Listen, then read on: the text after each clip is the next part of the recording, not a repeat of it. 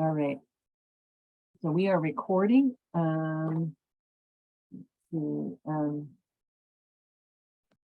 I ask a quick question? Absolutely. Who is this? Oh, this is Connor. Connor. Okay. So I know that we're going to be doing the quiz on a lockdown browser, but if we took notes on a piece of paper, is that okay to use, or is it a no-note test or a no-note quiz as well? It's no notes. So Okay. and so as you, what I would have, so can you guys see? I'm recording this now. This is September 27th, Tuesday review session. So we were talking about. Can you guys still see the agenda? I don't think so. All right, let's do it. You tell me if you can see it. Yeah, I can see it. Thank you. All right. So what we're going to do is on the quiz, it will actually have your camera will be on you while you take the quiz. And so if you start looking at notes, it'll flag you as using notes, and then I'll have to drop the quiz. So when you take the quiz, no notes, just a calculator and a pencil or pen. If you like to use a pencil, the quiz is multiple choice, and it's the quiz is multiple choice, and it's 10 questions. You have 30 minutes to do it. You get to take the quiz twice, and it will keep your highest score. Okay. When you will need, so build in a little bit more time for this first quiz, because before you launch the quiz, it'll say when you go, let's just go over there. Let's go look at it. Okay. All right. I'm going to ask this question repeatedly at all my review sessions. I'm on Canvas. Can you guys see Canvas? Yeah. Okay. Just sometimes when you share screens, not everything shows. All right. So we're in Canvas on your homepage. Obviously, you use the Zoom link to get to this session, and I let you in. Then to get to the assignments, we go to units and modules, and then I'll just bring that up. We're done with the getting started module. I've been reading all your guys' introductions. They're great. And we're on chapter 1. And all the modules are arranged the same: purpose, task, homework, and then the reading. So to start the homework, it's going to make you view the videos, and this color will change from yellow or orange to green. Okay. So when we go to the quiz, I'm gonna put this in student view. Okay. When we go to the quiz, it's going to say take the quiz, and that's going to kind of bother people because it's going to seem like you're starting the quiz right away and you don't have lockdown browser. But when you go to take the quiz, it will say this quiz requires lockdown browser. Please launch the browser, and then you'll need to download it here. You won't need to do it every time, but just for this first quiz. And see all these tabs up here. You'll need to close all your tabs before going forward. Okay.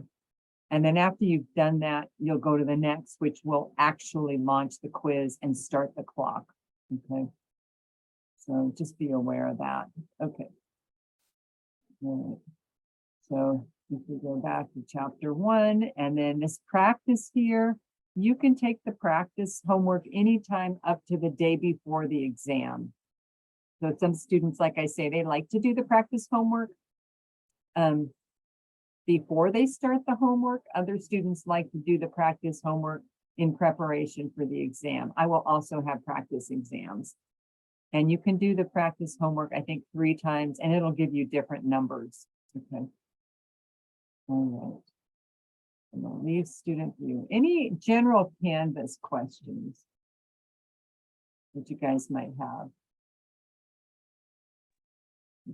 Where would we be able to find those mock exams when the exam does come around? It'll be an assignment in the unit 3. So if we go back to Canvas and we go to units and modules,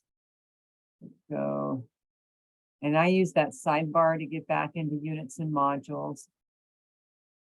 And so see how these are all the same color, Connor?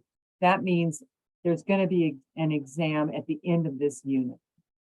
And see how these are all purple. There's going to be an exam after chapters 5 and 5A. And then here after chapter 7, there's going to be a comprehensive final exam. So let's go into chapter 3.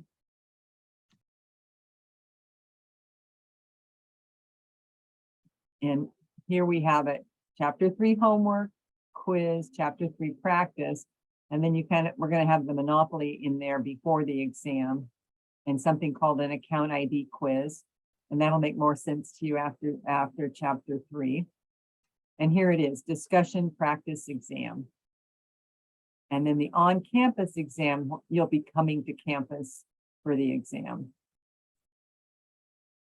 And so let's just bring that up. So to sign up for your exam, you will go under people and groups. So let's look under people. Let's go back to student view.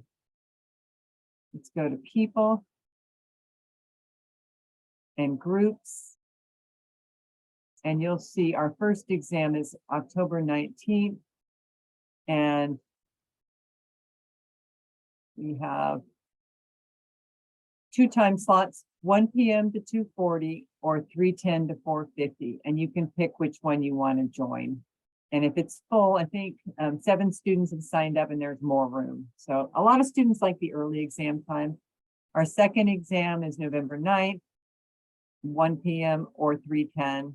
And our third exam is December 7th. Okay. So I might have to take the off-campus exam. If that was available for me, how would I get a proctor's information? Because I saw that on the sheet as well. Okay. I can't. Where are you located? I'm on Bainbridge Island, so I'm across the water from Seattle. And the reason I wouldn't be able to actually make it out there is because I have a full-time job and I could possibly get the full day off, but then that would be a full day trip to Bellevue, take the exam, and then a full day trip back to my house. Correct.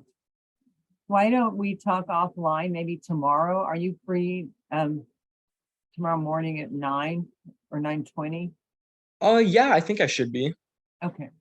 So the trick with a proctor request form is you have to pay for a proctor, and that can run you about $35 to $50. So I just want to talk you through that. So Okay. so And come if by I my office hours tomorrow. They start at 9:20. If you could just sign on for 10 minutes, we can go over this. okay, perfect. Thank you. Perfect. Thanks, Connor. All right. Okay, I'm gonna bring that agenda back up. Okay. I had a quick question. I know we probably won't need it on this quiz, but can we use the calculator on the quizzes and everything? Yes. Hold it up to the camera so I can see what kind of calculator it is, but just not programmable, just a simple calculator. Because I don't know about you, but I can't add on the top of my head, but even if it is a simple addition. All right. Okay, how's everybody doing with the homework accessing Wiley? If you haven't paid for Wiley yet, at the end of this week, it will drop you. So it will give you a chance to pay for the book because it is an online textbook, but be sure you pay for it when it gives you that chance. Okay. Any questions on that? I have a question about the quiz. Okay, go ahead. So you said it's 10 questions, 30 minutes to complete. Mhm. Are there going to be like a lot of the long, like calculating like balance sheets and all that? Because 30 minutes is, I mean, if it's a lot of those, then that's not that much time. It is not that much time. They're shorter questions typically on the quiz. You might have like 5 accounts and what's net income or something, or what's total assets, something like that. Oh, so it's just like asking questions. Yeah, and it is Basically. multiple choice, so that helps. The whole thing? Yes. Oh, okay. Yeah, that makes it a lot faster. Yeah. Okay. Thank you. You betcha. Any other general questions? Oh, somebody's coming I had a in. question about the homework. Hey, Aiden. Nice to meet you. Yeah, nice to meet you. Go ahead. So for the homework, I noticed in the practice and In the actual homework, there were questions that were a little bit different. Is there a way that I can go over the actual homework like multiple times after I submit it so I can practice some of the questions that weren't really on the practice homework? You can look at the questions ahead of time. So let me show you how to do that. So go to Canvas. Okay, tell me you can see Canvas here. And go to Units and Modules. And then if you go into Chapter 1 Homework, it says, here's your Chapter 1 homework. You will do it on Wiley Plus, but you can preview it in your textbook. And then click on this document, and it'll show you exactly what problems are on the homework. So for example, in Chapter 1 homework, you're going to do brief exercise 1-1, exercise 1-1, and so forth. So there'll be 12 questions for Chapter 1, and then it goes on to Chapter 2 and so forth. Okay. So how do you find those in your textbook? I'm assuming everyone's using the online textbook, right? So go to your home page, launch Wiley Course Resources, launch your textbook, your e-textbook, and then go, where are we? We're in the wrong chapter. So go to this thing, which is your table of contents. In IT speech, we call that the hamburger sign. Okay, so we're going to go to Chapter 1, and we're going to go to end of chapter homework. And there they are, brief exercises and exercises. So brief exercises 1-1, and then we can collapse this. There's brief exercise 1-1. There's exercise, and then you scroll down until you get to past the do-its to exercises 1-1 and so forth. Okay. Is that what you're asking, Aiden? Yeah, that is what I was asking too. And I was Yeah. also asking if there's just a way to practice, because there were some that just tripped me up because I waited a little too long to do them. But it Understood. was Yeah. using Let me show you something else here that I like, and students tell me they like. Okay. So I like review and practice. I don't know if you use that. So let's go there.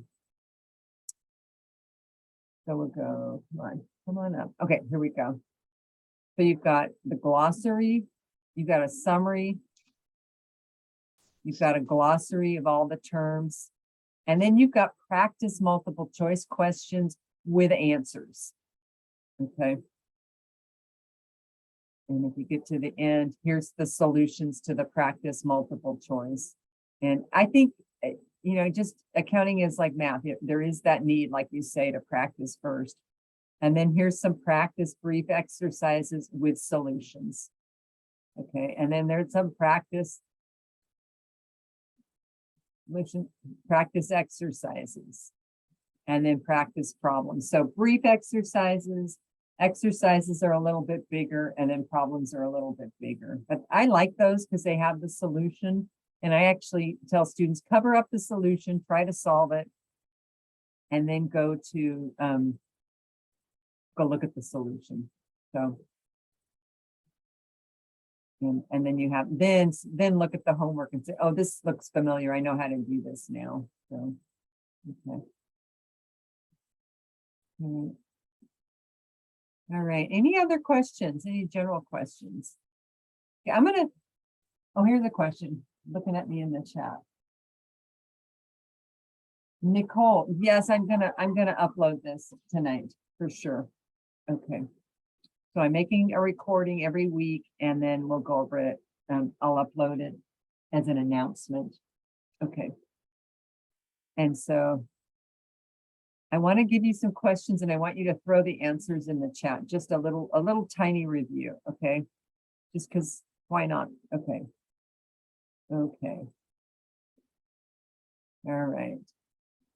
So this is straight out of the homework. So, okay, accounts payable. Is it an asset, liability, stockholders' equity, revenue, or expense? Just throw the answer in the chat. I know you just did this on the homework, but this is a good review. And direct message me. Don't tell everybody. Oh, there we go. Thank you. I said that too late. It's all right. Okay, let's move on. Accounts receivable. Direct message me. Accounts receivable.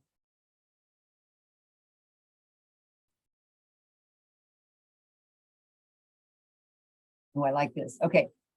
Next, that is an asset. Equipment. What is equipment?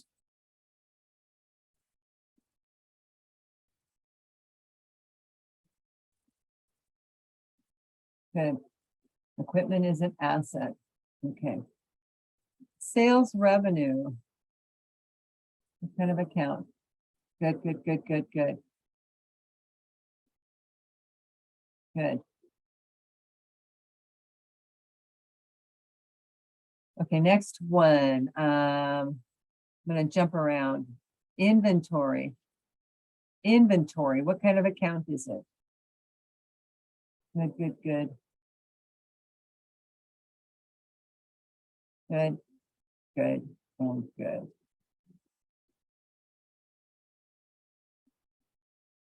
Inventory is an asset. So what is the definition of an asset? Assets live on the balance sheet and they are resources that a company has that have a future value. Okay, it's not something we've used up. So inventory is something that companies buy with the intention of reselling it. So let's take Nordstrom. They buy a cashmere sweater. They're not keeping it. They're putting it on in the store with the intent to sell it. Let's look at a little boutique store that sells pottery. Maybe they make pottery, but let's say they buy it from potters. So they buy the pots and then they resell them. So it has a future value. So we've named a couple of other assets here, accounts receivable and equipment. So the other big, beautiful asset is cash. Okay, cash is, we use a term in accounting called liquidity. I'm going to type that in the chat. Have you guys seen that term yet? If so, just call out you have liquidity. And what that means is how fast things turn into cash. Cash is already cash, so it's highly liquid. Accounts receivable is, I'm just going to stop sharing for a minute. There we go. All right. Accounts receivable is, so I don't know if you guys can see this. Can you see that on the board? Nah, you can't see it. I don't think so. So I put companies in the middle and then if I can do this. Yeah, I don't think you can see it good enough. All right. Should do it on the whiteboard.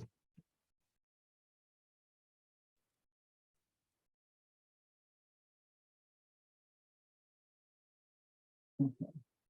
So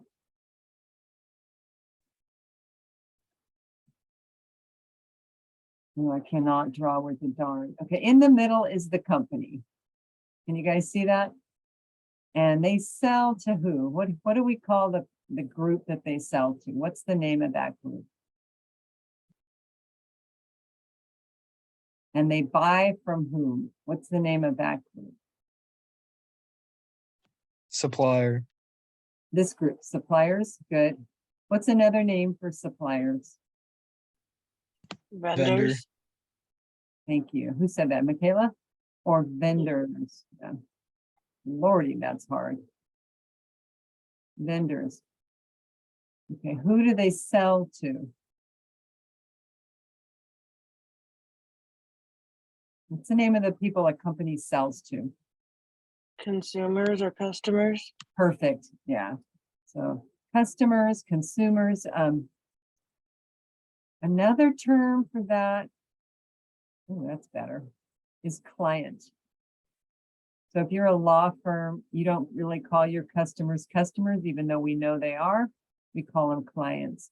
So if a company sells to a customer and the customer, like, let's say you buy a cup of coffee from Starbucks and you pay them cash, then you just have a sale and you get cash. But a lot of companies will buy, like a restaurant, they'll buy food and they'll stock it. And then as they're running out, they call in a new order for food. And so their supplier, let's say Food Services of America, their supplier doesn't expect them to hand them cash every time they make a delivery. Instead, they send them a bill, an invoice for the delivery, and the company pays it usually within 30 days. Okay. So when our customers buy from us and they haven't paid us yet, but they owe us the money, we use an account called accounts receivable. It's money that they are going to pay us, accounts receivable. Okay. So accounts receivable means it's highly liquid. That means it's going to turn to cash within 30 days. And that's why on the balance sheet, we list accounts receivable next. Now, if we buy from our suppliers, they give us the same credit. So they say to us, you need to pay in 30 days. So we buy inventory from them, but we pay it for it maybe 30 days later. And that's the definition of accounts payable. So accounts payable is for our suppliers. Accounts receivable is for our customers. Okay, boy, that is really amazing writing there, right? Okay. Okay. Sharing your screen, cancel. I just want to get out of this now. Yeah, let's go ahead.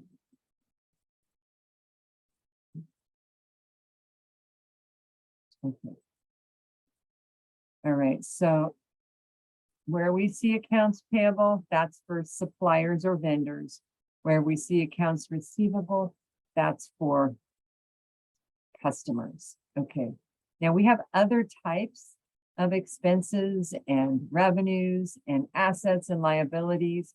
And so where you see that term payable, that is the definition. That implies that it's money the company owes. So it's a liability. Now, I don't know if you all know the term mortgage. You should recognize the term payable. So mortgage payable would be what kind of account? Put it in the chat, direct message me.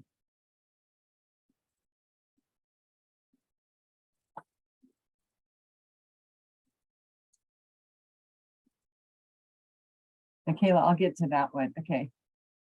All right. So what is mortgage payable? Put it in the chat, direct message me.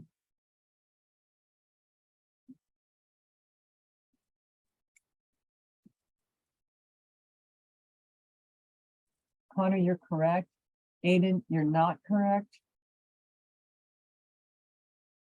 So if it has that word payable, that means the company owes money. So that makes it a liability. Good, yeah. All right. So a mortgage is a great big fat loan. So if you buy a house, you sign a mortgage and you pay it back usually in 15 or 30 years. It's a big loan, usually for property, for real estate. Okay, next one, supplies expense, rent expense, salary and wage expense. What kind of accounts are those? Put it in the chat. Can I ask a question about expenses and revenues after Yes, everyone yes. answers? Yeah, go ahead and answer, and then let's take your question next. Aiden, you're correct.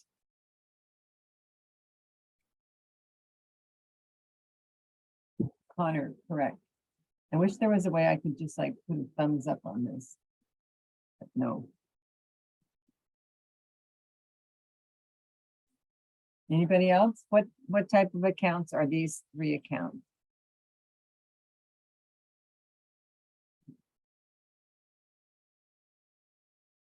All right, these are all expense accounts, and they're expense accounts when you prepare a statement, let's say an income statement, I don't want to see under the expense category supplies. I want to see the full name of the account. supplies expense, rent expense, salary and wage expense. Okay. All right, Connor, go ahead. So what I've noticed on the homework is that every single time it says revenue behind it, it's obviously going to be a revenue. And every time it says expense, it's going to be an expense. Is there any example of a revenue or an expense that doesn't have the word within the title? Yes, unfortunately.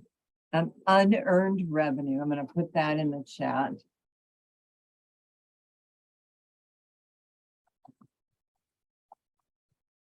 Unearned revenue is a liability.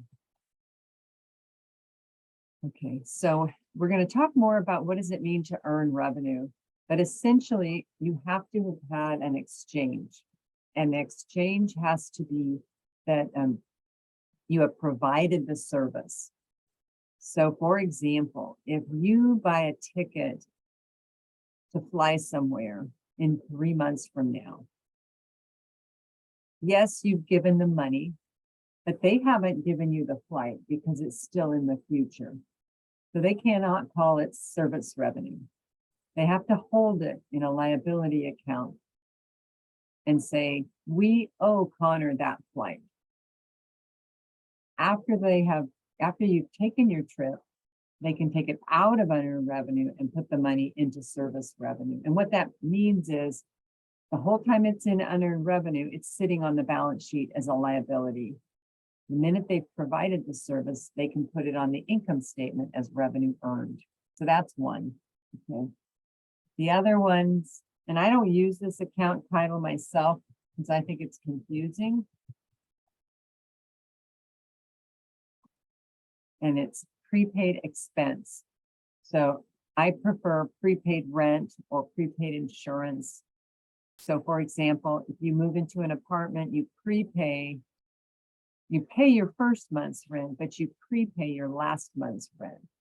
And so you as an entity cannot consider that an expense because you haven't lived in the apartment the last month yet. Okay. And companies do this all the time. Well, they'll prepay something, that particularly insurance. They'll buy an insurance policy and it goes out 6 months or 12 months in the future. So they can't call it an expense. It's still an asset because it's got a future value. But we'll talk more about those in chapter 2. But but in general, if it has expense in the back and it doesn't have prepaid or unearned in the front, then it's going to be a revenue or an expense account. Okay. All right. So I want to give you a problem on the accounting equation. And the accounting equation is what? Have you guys met it yet in your reading? It's assets equals liabilities, you can't spell today, plus stockholders' equity, okay? So when you create a balance sheet, and let's look at a balance sheet. Let's see if I have a sample here.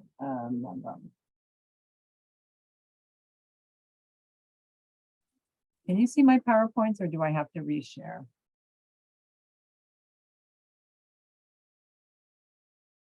Can you see the PowerPoints?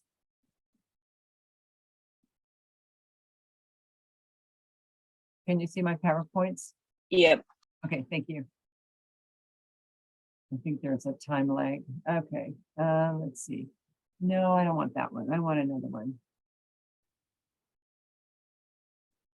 Hang on, guys. Hang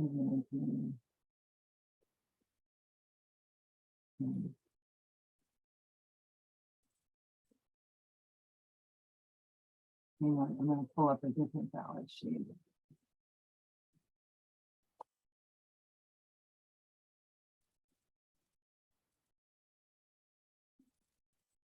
There we go. Okay.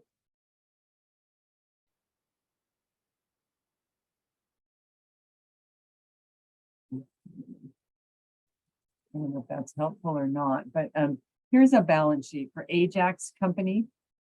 Tell me if you cannot see this. So we have assets, liabilities, and stockholders' equity. Assets are cash and accounts receivable. It's a small company, small number of accounts. So we have 1, 2, 3, 4, 6 accounts at this company, so really small. All right, so assets are $89,000. Assets, or to do it this way, assets equals liabilities plus stockholders' equity. Okay, so when you're creating a balance sheet, it has to balance. So it's not a coincidence that these two 89,000s are here. They have to balance. That is the whole principle of accounting. We have the income statement. It doesn't have to balance. We have the retained earnings statement, and we have the balance sheet, and it has to balance. Assets equals liabilities plus stockholders' equity. Okay. All right. So let's pull up just some brief problems for you guys to look at. If you use my course pack, some of you have printed it out. And I want to turn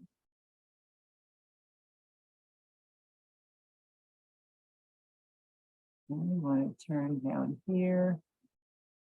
And again, you're not required to have the course pack. It's just something handy. So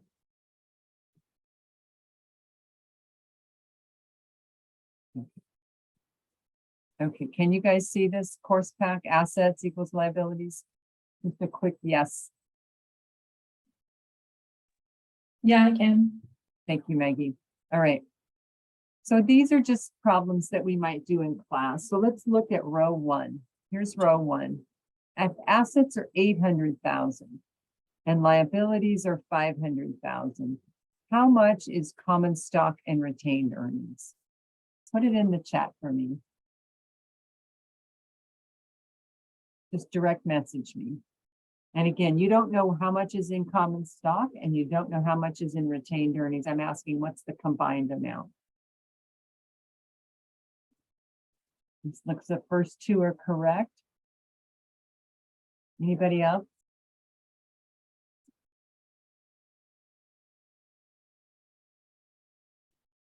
Third one's correct. So we're just, so how did you guys do it? Connor, Michaela, and Julia, how did you solve this problem? So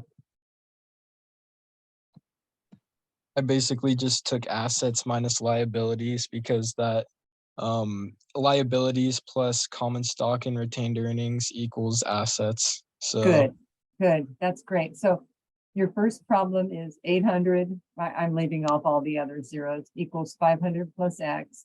And then if you solve for X, like Connor said, so that one's the easy one. That's the warm-up problem. And then let's go to number 2. Number 2 is good, Zach. Yeah. Number 2, we don't know what assets are, but we know what liabilities, common stock, and retained earnings. So what is total assets?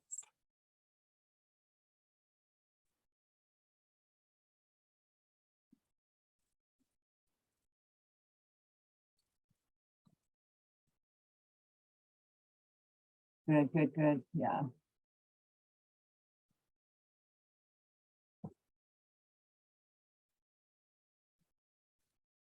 Okay, good. Oh, this is great. Okay, you guys are getting this. Okay. Now, believe me, it gets more complicated. So, let me see if I have this one.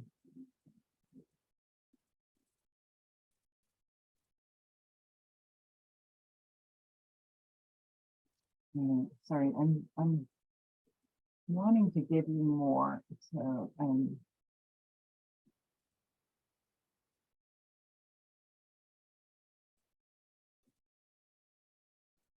right. Okay. So now we get more complicated. So the answer for this is going to be 775. Okay, so we add up the 3 and get there. So let's go on to, let's skip number 3. Let's go to number 4. This is where we get a little more complicated. Okay.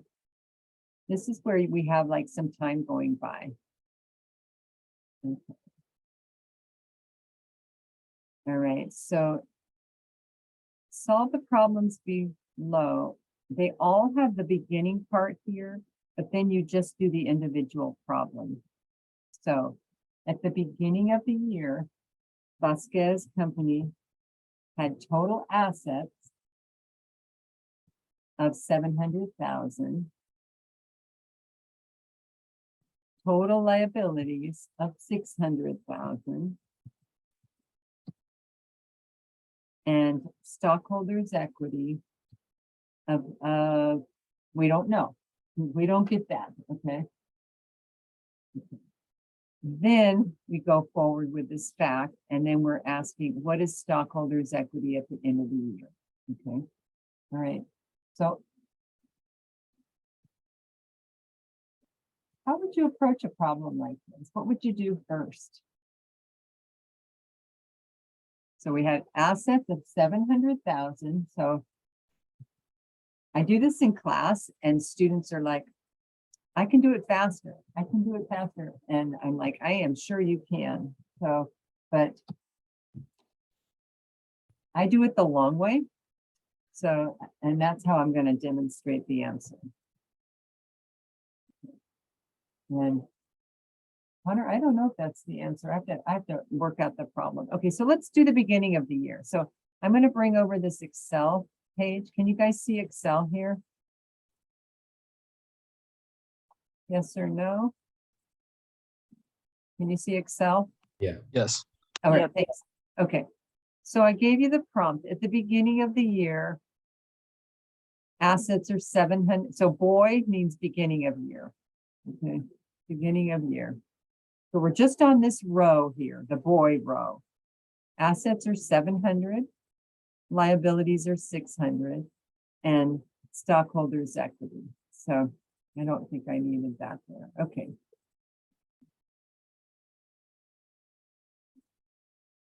All right, so before you start, you have to solve for stockholders' equity. You don't have to. There are shortcuts, but I like to solve for that. Okay. So we're going to say we know. So what is stockholders' equity at the beginning of the year? You can call it out or put it in the chat. Oh, $700,000. What is stockholders' equity? So we have Oh, sorry. assets. 100. 100. Okay. So now we've solved for that. I'm putting it in yellow because it wasn't given to you. Okay. And then let's look during the year. What did they say? Total assets increased 150,000. So let's do that. We just leave it as positive 150,000. And we're just putting it under the asset column. Okay. We're just saying we're in the asset column and we're trying to figure this out. Okay. And then we're going to run a total here underneath. And we're going to say, what is the value of assets at the end of the year? Well, we can add those two together. You can do it in your head. You don't need a calculator for this, and you're going to get 850. Okay. So let's go back and let's get the rest of the prompt. Total assets and total liabilities decreased 80,000. Okay. So we're going to make this a minus 80. And then we're going to say, what was total liabilities at the end of the year? And we're going to get 520. But the question is, what is stockholders' equity at the end of the year? And now the problem becomes pretty easy. You just take the 850, right? And we say, what is the value here? It's going to be, what'd you guys get? So go ahead and put it in the chat.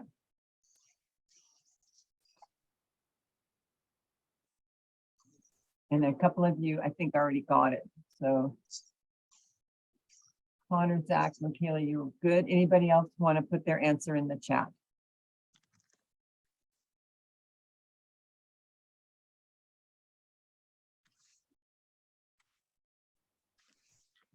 Anybody else? So I'm going to just use Excel to do it because I love Excel. And the answer is 330,000. So beginning of the year, activity during the year. We never did calculate the during year. We don't really need it. We just need the difference. But you could calculate what was the increase to stockholders' equity during the year. 230. Yeah, so even though even though we add these two together, 230, if you're adding a negative, you subtract it. So 230 minus 80 is going to be 150. Okay. So be comfortable with moving these numbers around. Okay. All right, so you can go in here and do more, but those are kind of the basics for now. Okay. All right, I want to go back and I want to talk briefly about, I'm going to move this over here. No, it still wants to do that. Doggone it. Okay. Just make it big. All right. So in this chapter 2, there's 2 parts of the chapter.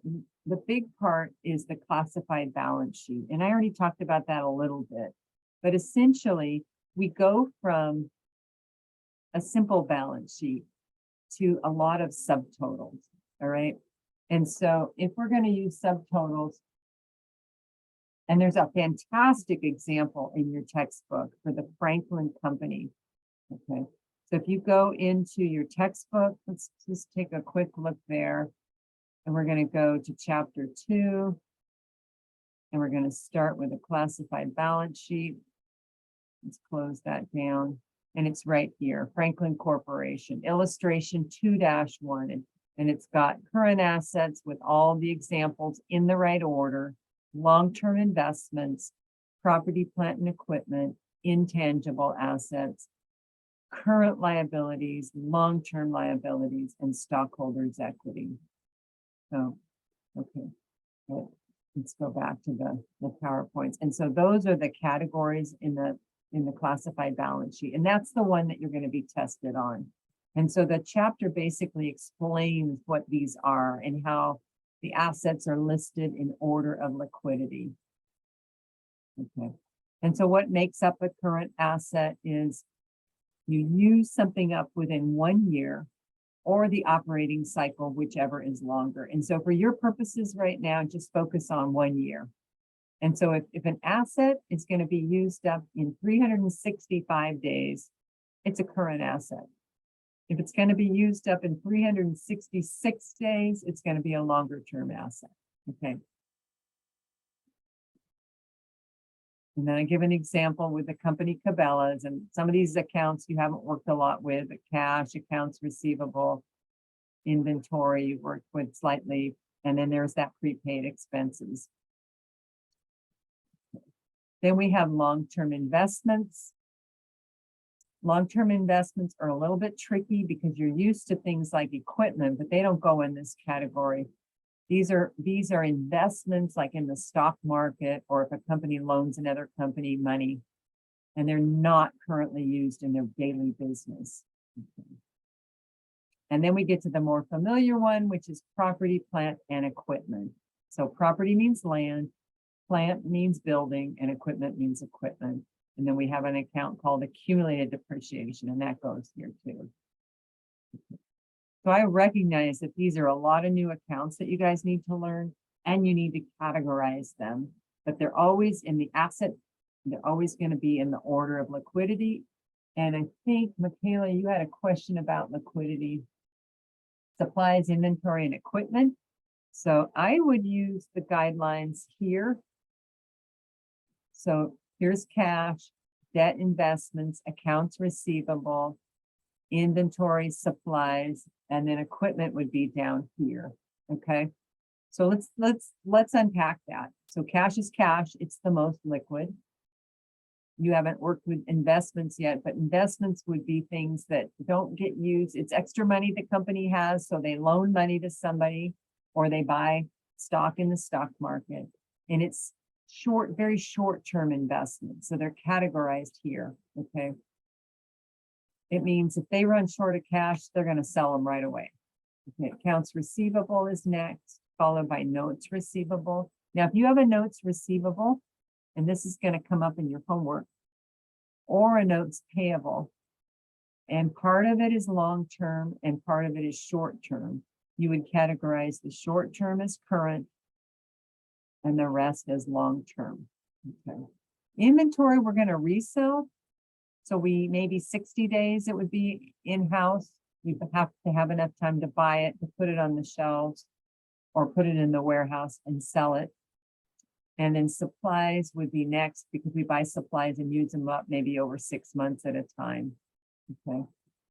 But I would, for now, while you're learning this, I would rely heavily on this balance sheet as your sample. I have another sample in the course pack, if you use the course pack. And it's on page 30 of the course pack. And it's very similar to what you just saw with Franklin, long-term investments and so forth. Okay. And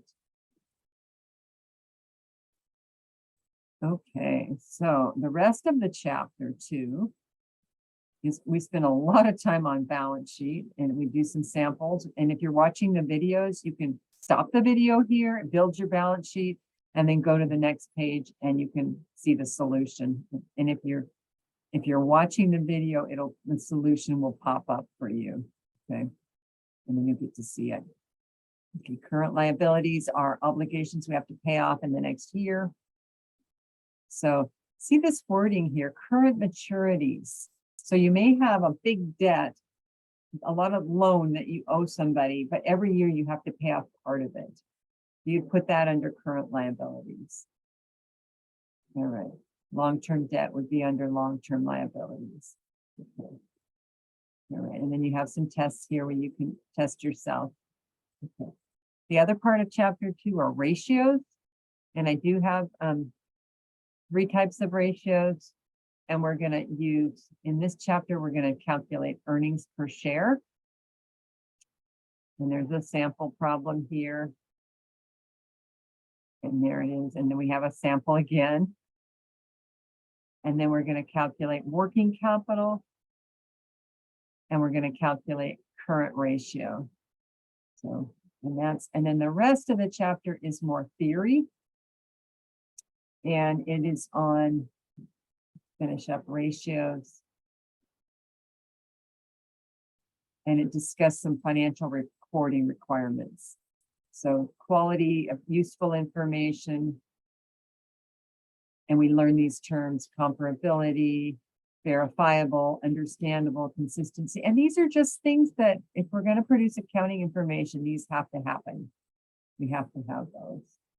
And then certain assumptions, the monetary unit assumption, economic entity. And these are covered in your book, periodicity, going concern. So more theory at the end of the chapter and just more focus on classified balance sheet at the beginning of the chapter. Okay. All right.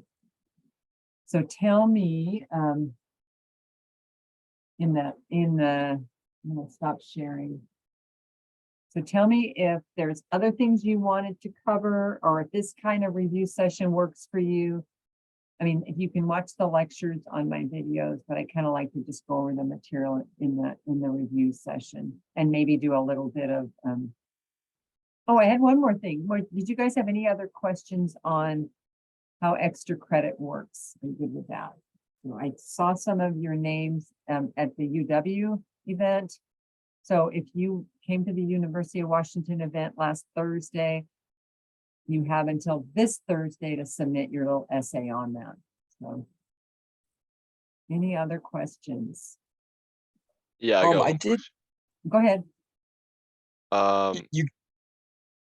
question. Zach, go first. Are these like little review sessions required? No, not at all. And Oh, okay. I'll be videoing them. It's just your time to have. I like to I've been doing this for about 2 years now. I've taught online for a long time, but I decided to have a live review session. A lot of people like it better, just a little check-in for questions. So, and if you come at the halftime, that's fine too. I give you a lot of videos. So I think even though I videoed this, some students are like, I don't want another video. I'd rather just come live, but it's your choice. And then the day before the exam, we do like a review session for the exam. But these will be weekly, yeah. And Connor, did you have a question? Yeah, if I go to the UW meeting in October, how could I submit a paper to you for extra credit? Right, the University of Washington Bothell one that they're having? Yeah. Use the same link. just explain that you're turning it in late because that's when the event happened. Okay, perfect. Thank you. Okay, yeah, that's fine. I'm just glad you guys are going because we just really want to get the word out that this is out there. Are you, I don't have your introductions memorized in my head. Are you guys all looking to transfer to a university? Yes. Yeah. Yeah. And when are you looking to, I am, where are you yeah. wanting to go transfer to? Are you still figuring that out? Ideally UW. Yeah, so I mean, I think a lot of people want to go to UW. So for me, as an instructor, I feel like the more I can expose you to other things that are out there, the more choices you have. So, and then I for you, wanted to so go ahead. I wanted to do the UW extra credit thing, but I couldn't go because I had a class during it, like on the exact time, like 12:30 to 2:20. Ah, It's I'm sorry. terrible. And they But didn't whatever. record it. There's, as Connor said, they're doing another one. Mhm. If you follow that link go to the assignment, follow the link, and you'll see they have another event. Let's see if I can bring it up. So units and modules. Let's see, maybe I'll share my screen. Let me share the screen real quick here. So go to extra credit and go click here. And then here's the Zoom link. It says you need to register. So take this link that says UWB. And then you'll see upcoming virtual session Tuesday, October 11th. That's what Connor's referring to, right? And register for this session. I don't know if that time works any better. I think it's also Zoom. Oh yeah, it's virtual. So that might work for you better, Zach. So Mhm. you can attend that one and then just go back to that same link and just upload your essay. Okay. Okay. And I will expand this date. I want to keep it locked. And then if it's so that this event is cut off, but I'm not going to create a new event. I'm just remind me to open it back up again for you guys. Okay. One more question. So it says like to do a short essay. Is this short essay basically just answering all those like questions right there? Yeah, but like how short is short? paragraph. Yeah, Oh, so just like a paragraph. like Okay. a half page single spaced, or just what they said. Okay. Maybe if they quoted numbers there, you could list numbers, that sort of thing. So, Okay. all right. Yeah, and if you can, try to do as much extra credit up to the max, just because fall quarter, it's easy to get behind on extra credit, and then you're like, oh, there's no more events. So the club is planning more events. The business leadership community is planning more events. They all met, the officers all met today, but hopefully I'll be able to share some more with you as in a couple of weeks. Okay, guys, have a good one, and I will see you later. Okay. Thank you. Bye-bye. Thanks for coming. Thank you. See you later. Bye-bye. Thank you. I just had one more question. Sure. So, what's the best way to contact you? Like, would you prefer email or like through the chat on the actual Canvas website or through text? Which is the best way to